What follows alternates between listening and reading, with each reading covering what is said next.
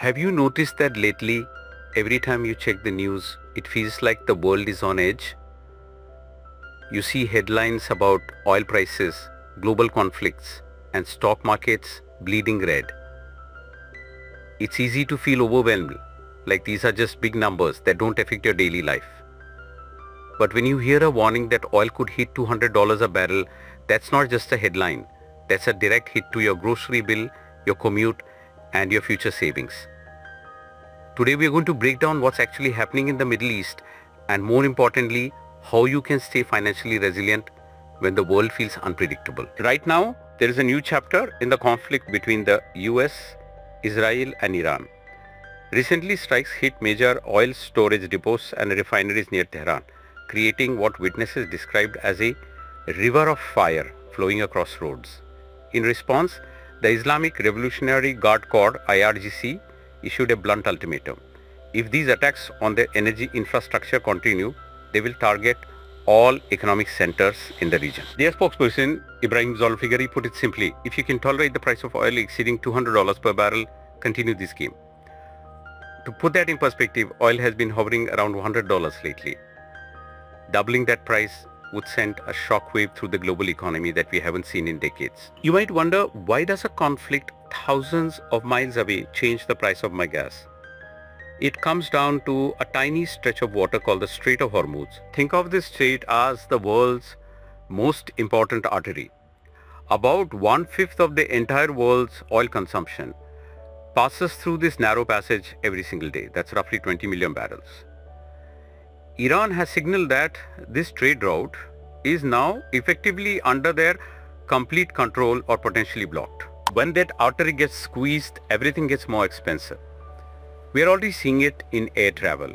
In just 1 week, a flight from Seoul to London jumped from $564 to over $4,300 because of fuel costs.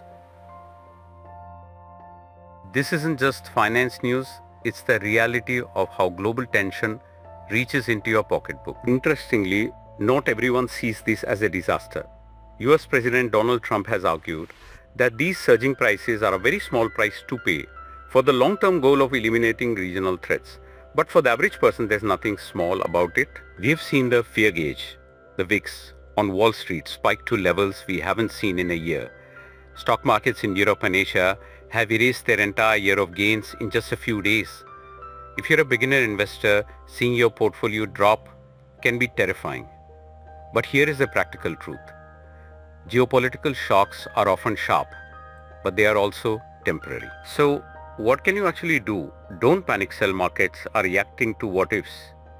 While oil hit $119, it pulled back when news broke that the G7 nations are considering releasing 400 million barrels of emergency reserves to stabilize things. The world has buffers. Watch the safe havens. In times of doomsday talk, investors often flock to gold and silver. It's a reminder that diversifying your savings is your best defense against a single commodity shock. Audit your budget.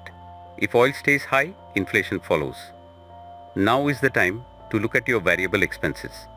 Can you carpool? Can you lock in a travel rate now? Small steps today prevent a crisis tomorrow. The world is noisy right now, and the $200 threat is designed to create fear.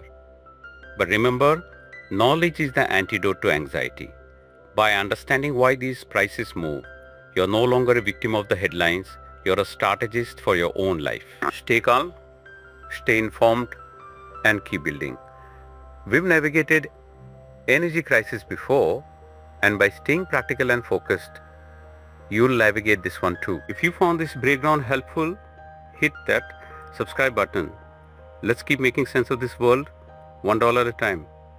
I'll see you in the next one. Would you like me to create a set of flashcards to help you remember these key economic terms, or perhaps a quiz to test your knowledge of the Strait of Hormuz's impact on the global economy?